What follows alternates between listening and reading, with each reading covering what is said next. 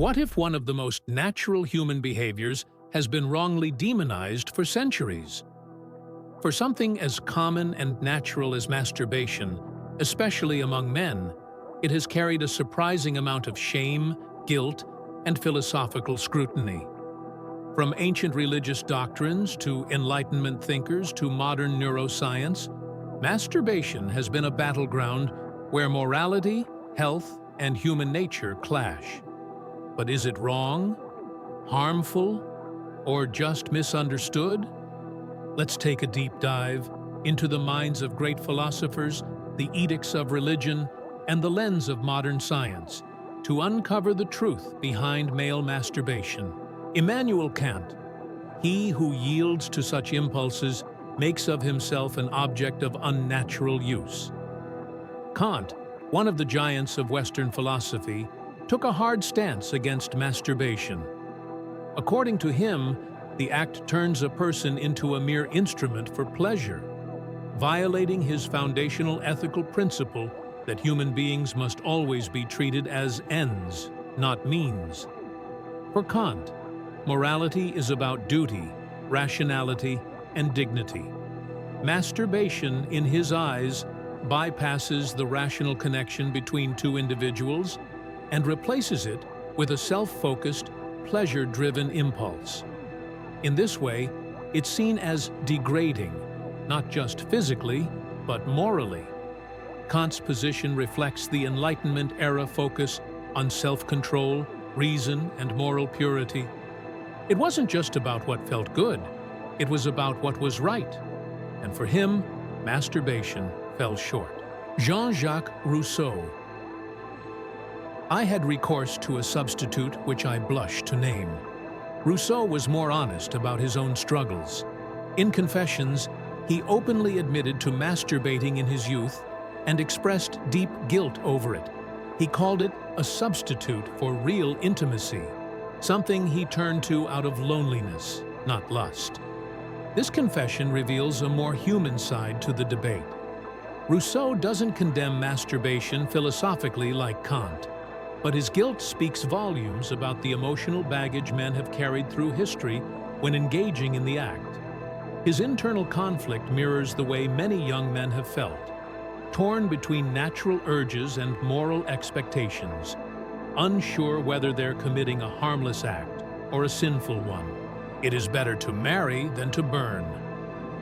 1 Corinthians 7:9. Religions have arguably had the most long-lasting influence on how masturbation is perceived, particularly for men. In Christianity, especially within Catholicism, masturbation has been historically condemned as a mortal sin. The reasoning? It separates sex from its divinely ordained purpose, procreation within marriage.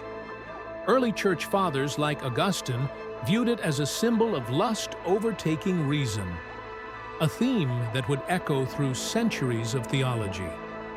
In Islam, masturbation is generally discouraged, though not always considered outright haram, forbidden. Scholars differ, with some seeing it as permissible only to avoid zina, fornication, and others arguing it's always spiritually harmful.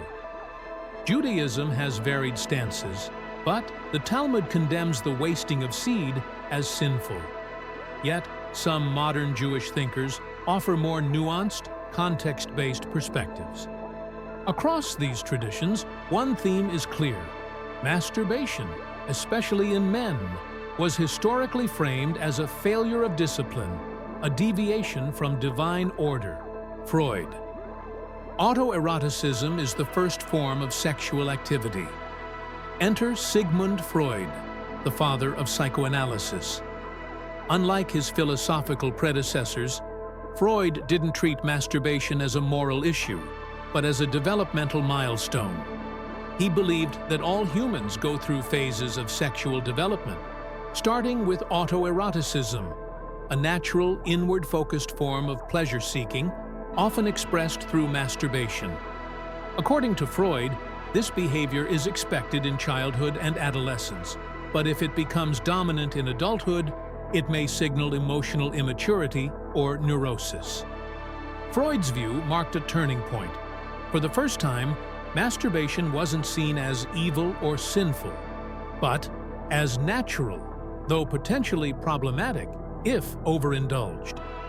He introduced the idea that context matters, a view echoed in modern psychology, Michel Foucault.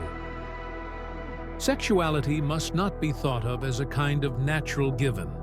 Michel Foucault didn't focus on whether masturbation was good or bad.